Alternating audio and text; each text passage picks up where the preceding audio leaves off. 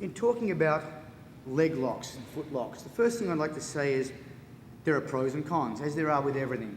The big advantage of foot locks and leg locks is that, well, the most obvious thing is they're just a larger target.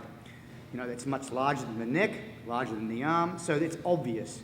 Particularly if there's not a lot of control and the fight's rolling around and it's quite loose. These are the biggest targets, my arms are the next biggest, my neck's the third biggest. So there are a lot of opportunities to go for them.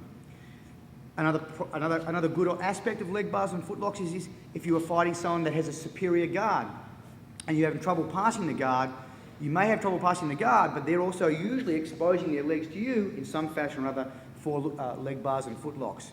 So that's a good thing, some of the good aspects of leg bars and foot locks.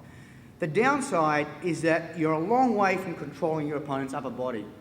The problem, of course, there is if you already have control on the upper body and you have to disengage from that, run down here and grab a foot lock, it doesn't work or your opponent escapes it, all of a sudden then, you know, you've given away that control, gone down there, lost the foot lock, you've lost the guy.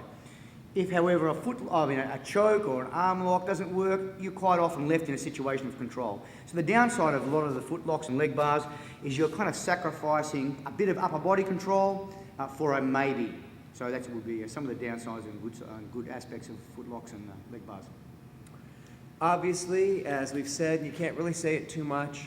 Leg bars, heel hooks, things like that run the risk of injury. And they run a higher risk of injury than arm bars because the hip just does not have the ability to create that extra little bit of space in the way that shoulders do.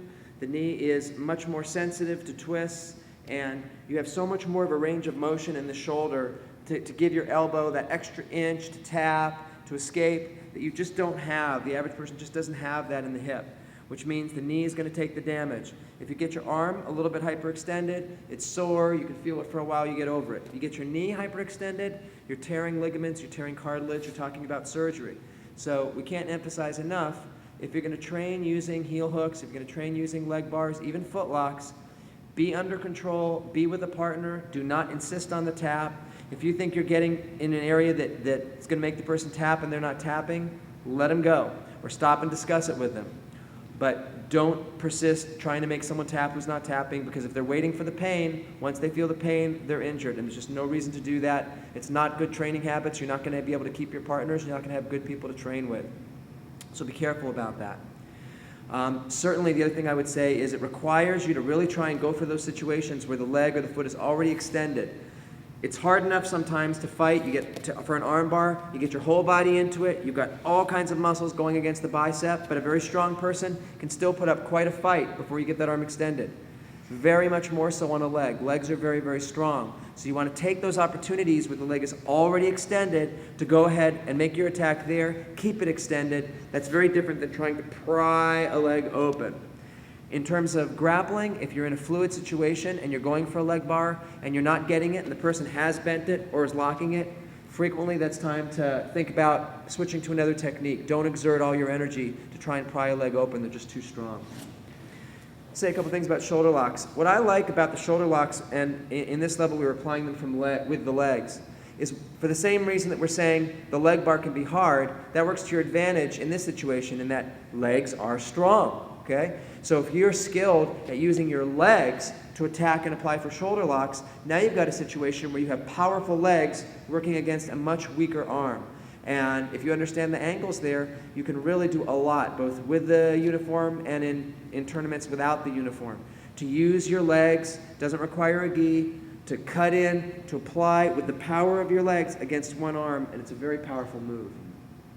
I would add to that there are many more opportunities at a higher level against experienced opponents to attack the arm when it's bent as opposed to straight. David and I were rolling around, we're wrestling.